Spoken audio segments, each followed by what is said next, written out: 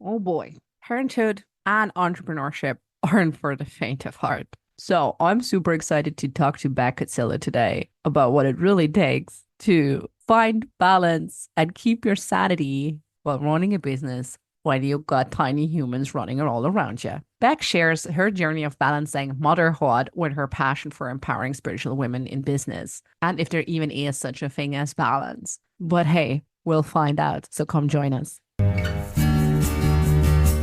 Hi, and welcome to the Scenic Route podcast, where we believe in embracing life's journey with purpose, curiosity, and a bit of potty humor. One's uncool mom, and I'm always looking out for that perfect slice of gluten-free rhubarb pie. Every week, I get the joy of sitting down with dreamers and doers who dare to take the road less traveled in pursuit of their own magic. Together, we dive into the inspiring stories of soulful entrepreneurs and visionary leaders who boldly share their beliefs, lessons, and fuck-ups. Excited? So am I. You're exactly where you're meant to be. And now, let's take this conversation off the beaten track. Bec Cuzzillo is a spiritual business coach for spiritual women who want to build abundant, heart-led, sustainable businesses that truly set their souls on fire. Through her group coaching and mastermind programs, Bec's mission is to support women to claim their worth, master their mindset, and step into the highest vision for their life and business. Her approach combines soulful business strategy with mindset, energetics, and fully embodied feminine spirituality to ensure you walk away with the practical and intuitive tools and strategies to build a life and business you love. Bec, hi, welcome to the Scenic Route podcast. Thank you for having me. I'm so excited for this chat today. Tell us a bit about yourself. Like where are you currently on the scenic route of life? I love this question and I love, this theme for a podcast because my business journey has definitely been a scenic route, I feel. We've gone through many evolutions. So where am I right now? Right now, I am a full-time mum of two. So I have a 4-year-old and a 1-year-old. He literally just turned 1. And my business is very much about how it can support me to have a side, something for myself, something where I can, live in my purpose and serve and support my clients and enjoy that side of things. But ultimately, it's built around my life and supporting me in life. And so that's where I'm currently at on the scenic route. And enjoying it, really loving it. I find that there's definitely some give and take there. I often go, I really want to do this thing. And it's like, it's just not possible right now in this season. And that's okay. And I just have to park some of those big ideas and get to them at some point in the future when it makes more sense for me. And that's fine. But I'm very much enjoying it. Yes. Ooh, I love this. And this is already like such a good starting point of like, I want to talk about this. Right? Because I remember, what you say resonates deeply. Looking back 4 years ago when I was a new mom, I was like, I have all these big ideas. I have no intention of parking them. I want to do them now. And now I'm just like, okay, I'm going to put it in my Notion and it's going to live there. It's going to grow and kind of like just sit there and I don't know, and marinate, right? Like, I mean, your mind is always like even consciously like thinking about things. And I'm also now at a place where I'm like, it's fine. This is the season for not so big ideas. My kid is in a kindergarten. So now I'm like, I might put out the medium ideas again. I love that. So, but that's a specific skill set, right? Because I know many clients coming to me. It doesn't have to be just motherhood. It can be anything, right? Where you're just like, I don't feel I have the bandwidth to do that or to do something to the standard I want to do it. And then they go crap all over themselves for it. So how do we go from, I want to do this now, I can't, so I'm crapping all over myself. Worst case, I'm feeling resentful I'm resenting myself, I'm resenting whatever, maybe the new baby. to this is the season I'm in and it's fine.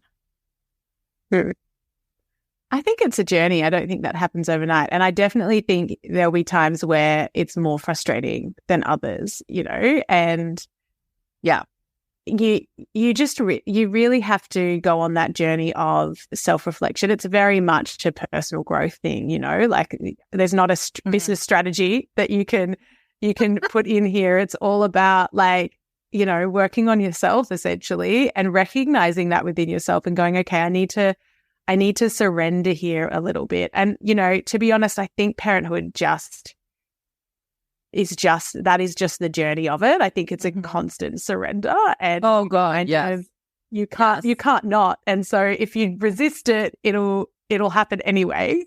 And I think it is something that if you can kind of consciously go, okay, I need to work on this a little here, as somebody who I in many areas of my life love being in control and, having a plan and a vision and, knowing that if I take X, Y, Z steps, it's going to get me there. I definitely resonate as somebody who loves that kind of structure.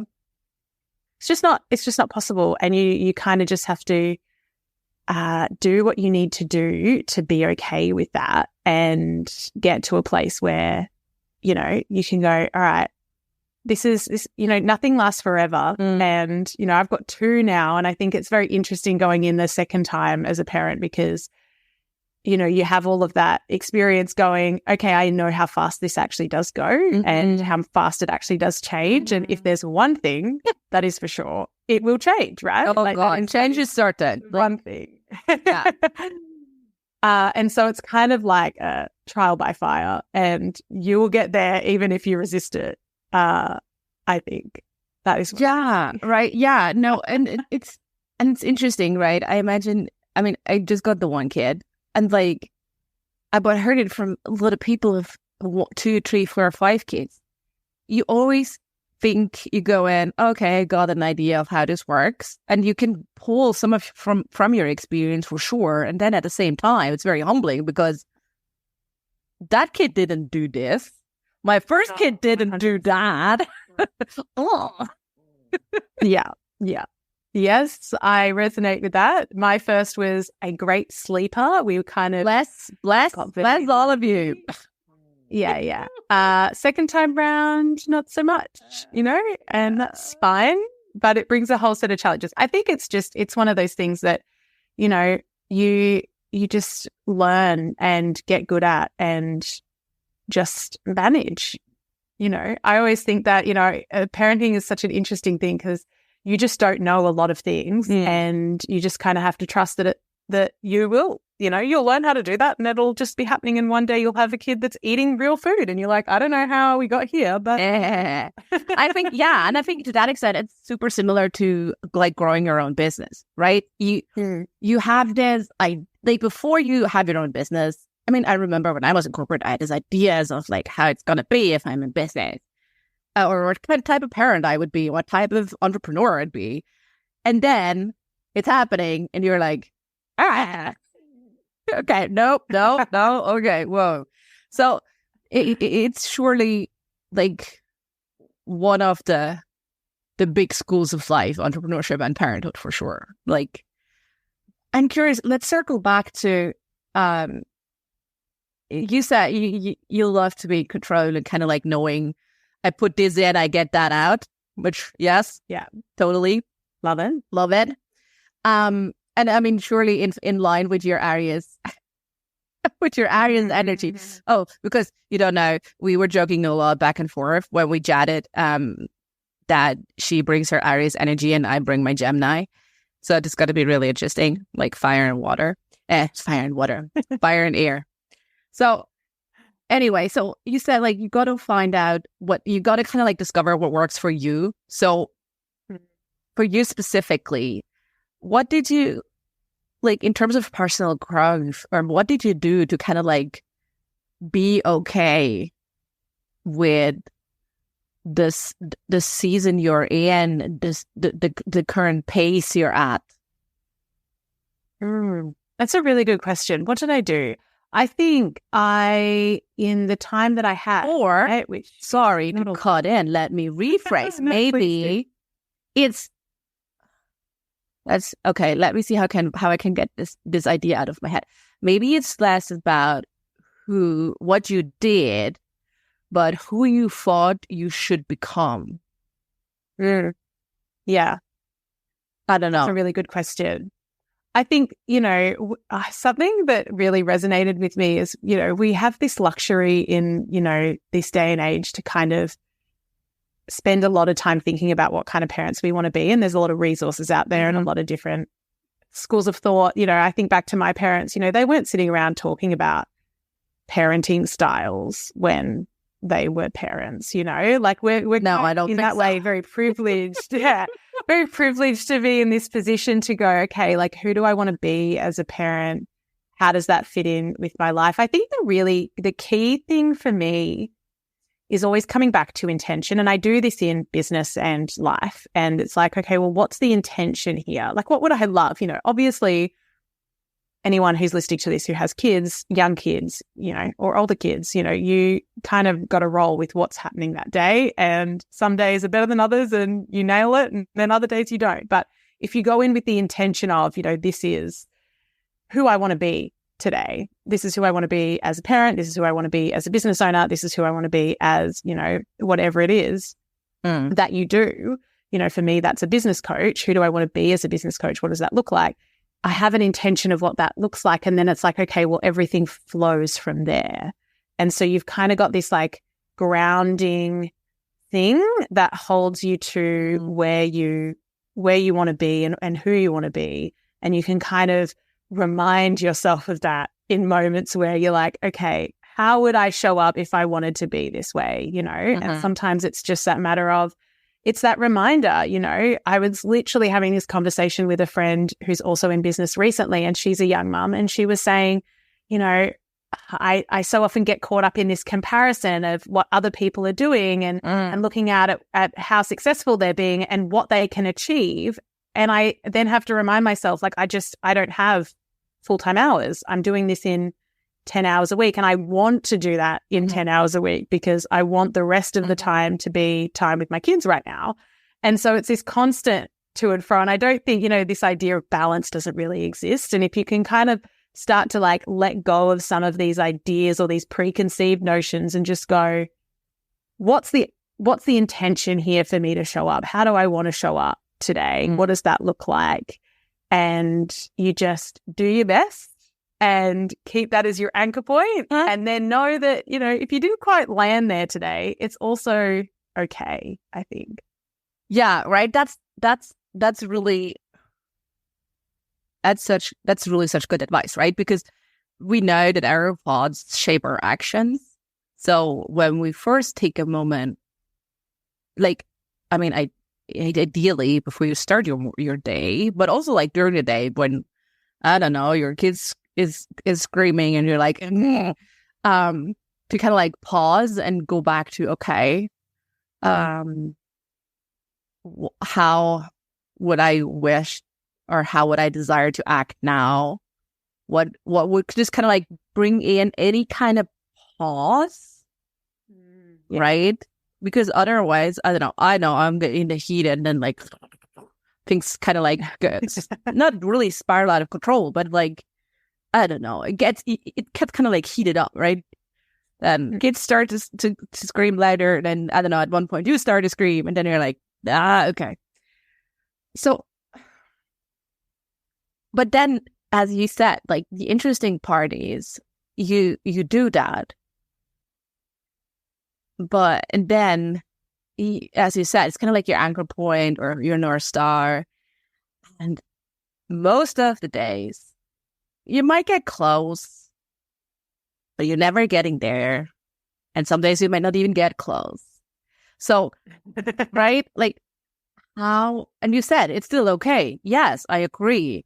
But I feel especially for people who've been raised as women and conditioned as women, we feel we have so much on our plate and we believe we have even more things on our plate. And how do we get from like, how do we make sure that we're not getting into like, oh, I'm a huge failure mode. I didn't reach that. I didn't show up as the mom or the entrepreneur I want to be today. Yeah. How do we navigate this? Something that I like to talk about with my clients, and if any of them are listening to this, they'll be like, of course, Bec. Bring it I back. always talk about, yeah, come on. I always talk about holding things lightly. Like, I think so often we take things so seriously, we hold onto them too tight, and that's when we get really rigid. And Yes. the more kind of in flow we can be or fluid we can be with that and hold things lightly, like that's the intention. That's the ideal. That's what we love. But And how knowing we do it, Bec? Come on. You know, I think, so there's a couple of things coming up for me. And I think it's first that permission to self, you know, and we're the only people that can give that to ourselves, right? Yes. But also, you know, listening to podcasts like this and surrounding yourself with people who can have these conversations with you in a very real, non-judgmental way, right? Because I think there's that fear too sometimes of like, well, I'm not the perfect entrepreneur and I'm not the perfect mom and I'm not the perfect, you know, this. Oh, yeah. I don't want people to find that out, because what if they find that out and then they think that I'm a fraud or I'm not good enough? Imposter syndrome. Sneaky. Yeah. Yeah, and especially that's so Exactly. true for Instagram, right? Because we're always, I mean, still, we see way too much glamour, dolled up business things on Instagram, or it's like, no, I'm over here with my boob sweat doing business. It's fine. Bring in the realness, right? Yeah. And I think I always reflect on this because I often like to share the both sides of, you know, when things are great and then, you know, perhaps if I haven't had a great day, I do like to share that too. But also knowing that even when people are real and share that vulnerable, you know, real side, you're still only getting the snippet of it, you know? You're still only getting like the highlight reel of it or whatever that looks like. Yeah. And so it's always important to remember that, I think. And also, you know, nobody owes you anything on the internet, right? Oh, dear Lord. You know? No. And so I think it's a real opportunity to go, okay, and like, this is what I'm feeling when I'm seeing this kind of content. What is that reflecting back to me? And what can I take from this as something that I could potentially work on? Yeah. For example, you know, is there some stuff here around like not feeling good enough that I need to work on personally? And so it's all about that kind of self-responsibility and seeing, okay, what is this lesson here for me? You know, I'm feeling this way. And yeah, for sure, we can do things like not spend as much time scrolling and, you know, only following people who make us feel good and all of that sort of thing. But at the end of the day, it's our responsibility to go, okay, this is what's coming up. Yeah. Why is it coming up? It's not about them, right? No, I agree. And even if you curate your feed and you delete all the people you're not feeling good about, and yes, you should definitely do that, right? Like, you still, I don't know, get an ad every now and then that's like, ugh, right? Like, it's kind of like you are responsible, as you said, for your own, how you approach things, for your own thinking, for your own, like, oh, okay, this is like triggering me. Why? Because there are probably other people who are totally fine with this. So why is it triggering me? And having the curiosity to be like, oh, right? It's like, why? And sometimes the way I reframe it is, if I ever see something where I'm like, oh, like, how did she get that? Or like, you know, those kind of thoughts pop in. I go, thank you for showing me what I want. Like, is this something I would? Oh, I love this. Yes. Or thank you for showing me what I don't want. You know, when I go, oh, that's not what I want to be doing with my money, for example. Yeah. If I was that successful in business, you know, and just going, this is showing me something about my own desires or my own, you know, whatever is going on behind the scenes in that subconscious. And it's an opportunity to go, thank you for that. And this is what I need to take from it. Yes, I love this, right? Because it's only sticking to you because there is something rooted down deep that's kind of like making your antennas go, this one, right? Because otherwise it just would pass you by, like you would scroll, right? Like it's just like, okay, whatever. It's not even touching you. It's kind of like, that it's the same, like some feedback or comments or that where you're like, okay, whatever. And some just burn deep, right? And when I had that recently, and I was like, why this comment, which it probably is totally fine if someone else reads it, but to me was like a burning dagger to my heart. And then you're like, okay, like what do you need to take from this? Like, what can I take from this? Why is it putting me so on edge? Yeah. And I love what you said, right? That you can take if something you're like, I don't know, why can she do that? Why does she have that? Like kind of like those envy, jealousy types of feelings. The reframe of maybe, just like, okay, she's showing us that women can do this. Love it. Mm-hmm. Yeah, right. I love this reframe of just being like, oh, okay, this is totally okay. And just have a thought of like what you said earlier. No one on the internet owes you anything, right?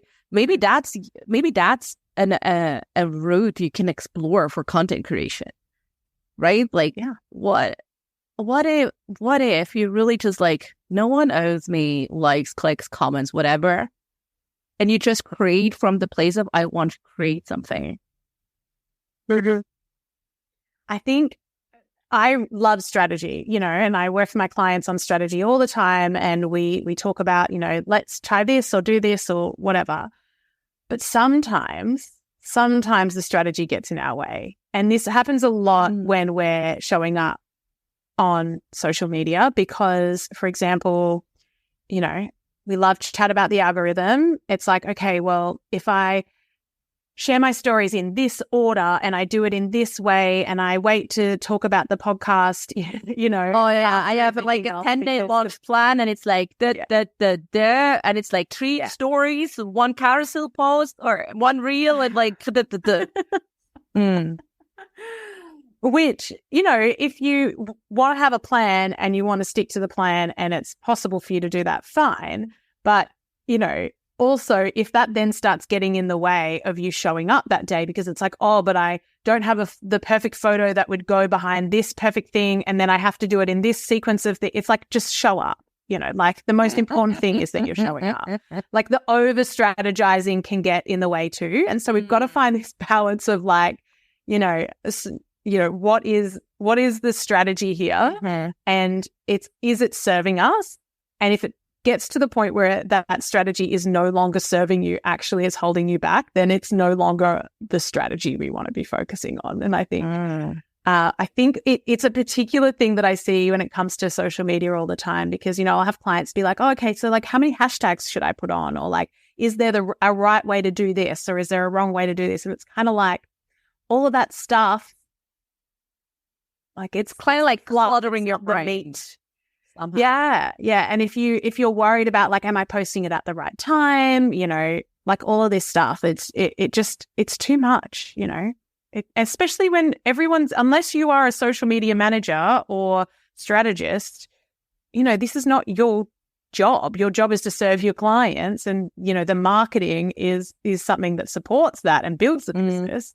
But like for you to be so up in your head about like this strategy, that strategy. I need to post it at this time with this exact number of hashtags in this exact sequence, standing on my head, like it's just not.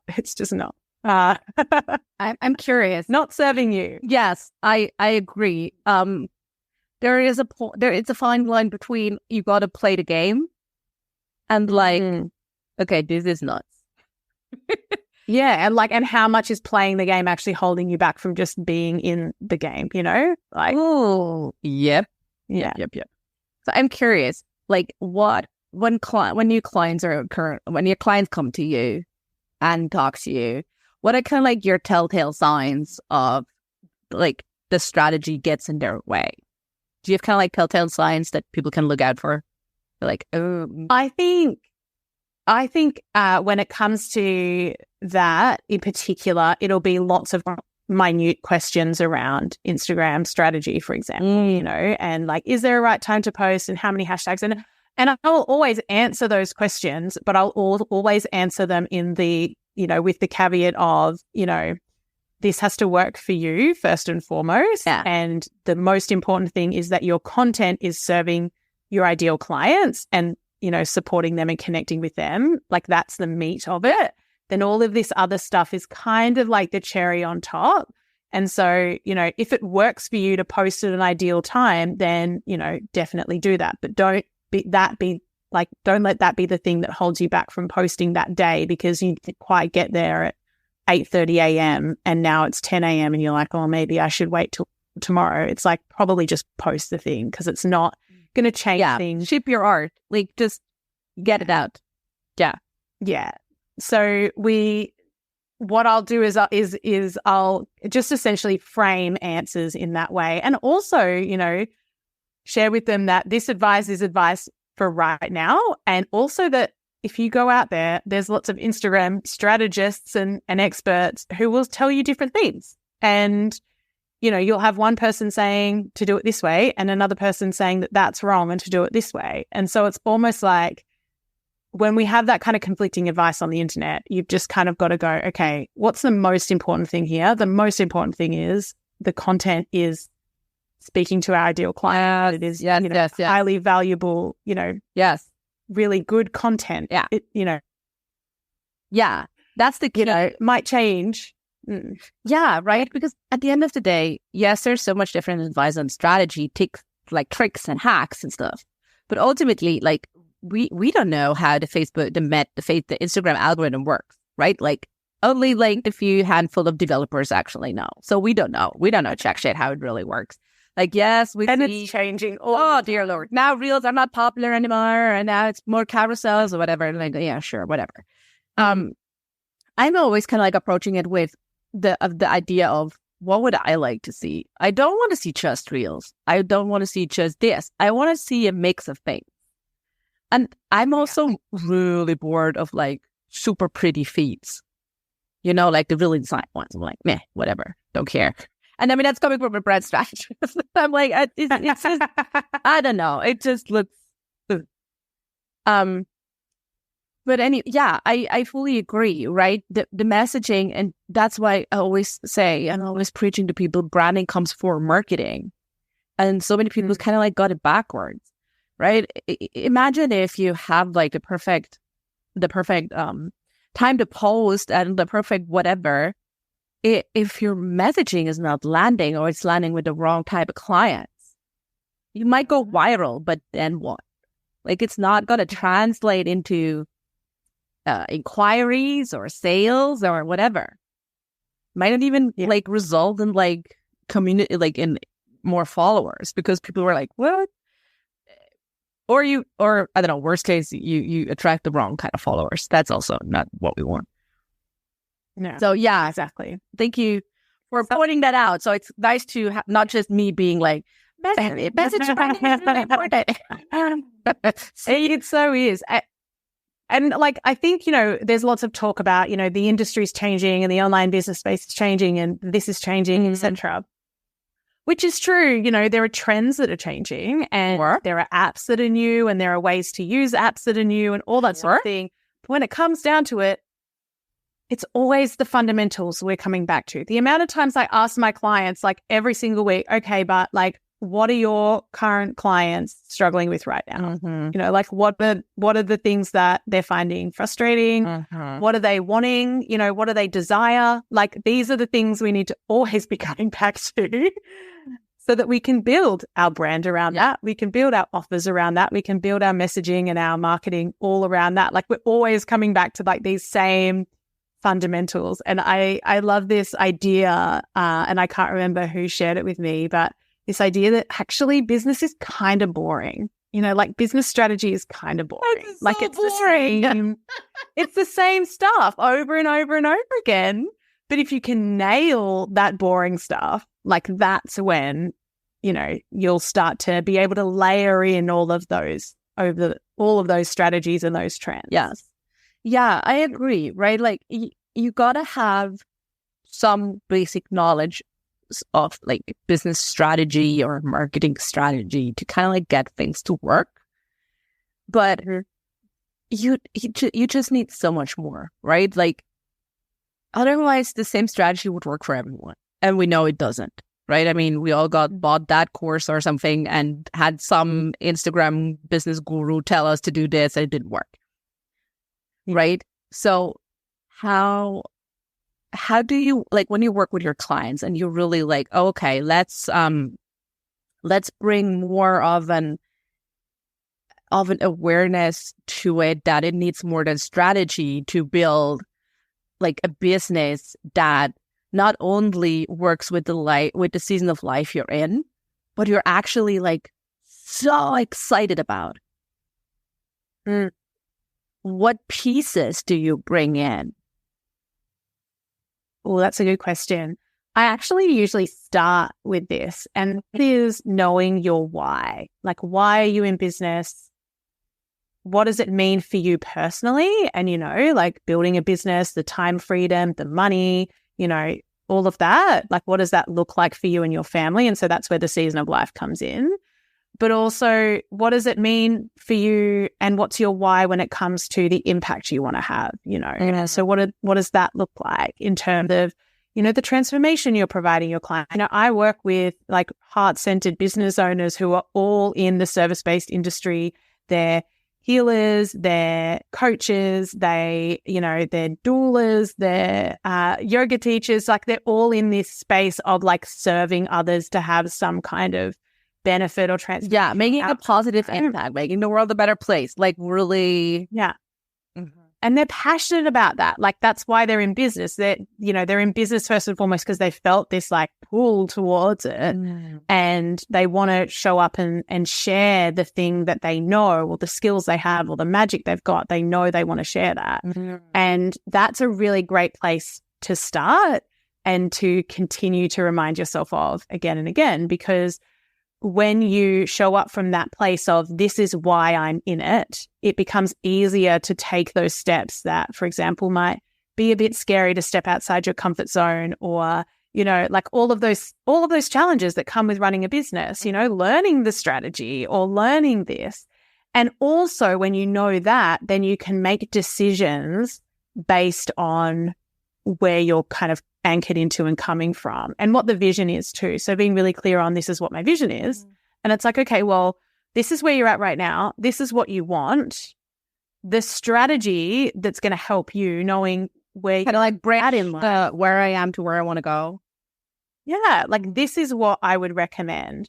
I don't recommend you start a membership right now because that's not going to work for you in the same way that, offering a one-to-one service would work for you right now. And this is based on like where you're currently at, the size of your audience, what your vision is in terms of getting to a place where you are. What you're willing to do, right? Are you willing to really like get knee deep and get, 200 people to sign up for a $10 membership so you actually have some sort of money? Or would you rather have one one-on-one client that pays you the same amount? Yeah. Like, what are you willing to do? Or what are you capable to do in the season you're in?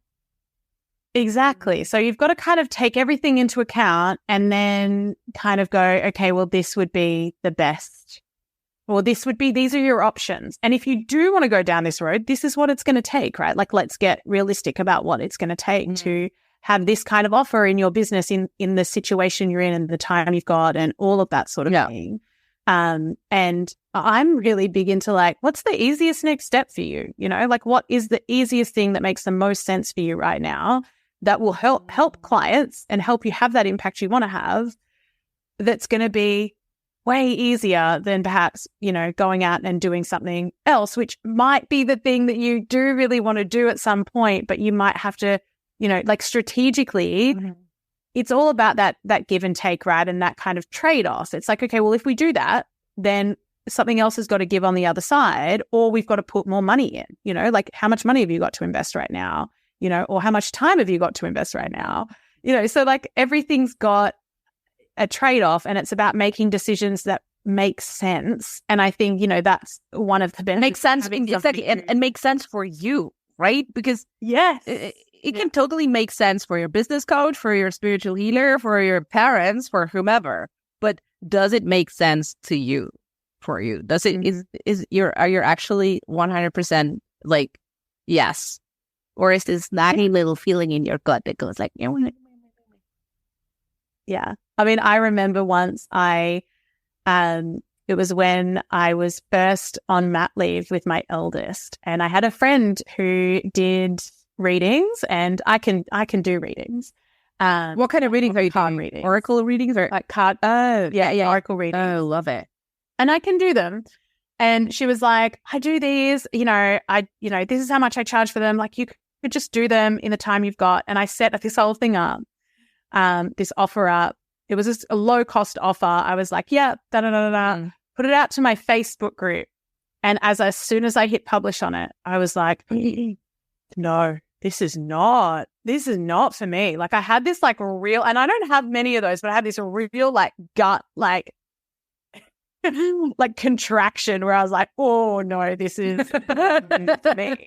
Oh yeah, what do you mean? And so, yeah. And so I was up for like probably 12 hours, and I went back into the Facebook group. I made a few sales actually. And I said, I'm going to honor these sales because, you know, I'm really excited that you purchased this, and I'm really like thankful that you did.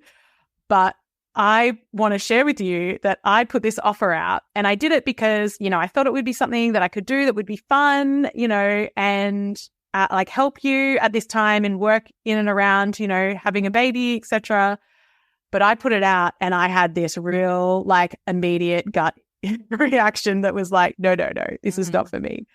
And I shared that with them, and I said, you know, for me, this is a real lesson in trusting that and being okay, and knowing that even though I put this out to you, and it worked. Okay, like, I mean, you got a sale, so it's not like it's like a lame duck, so it's working.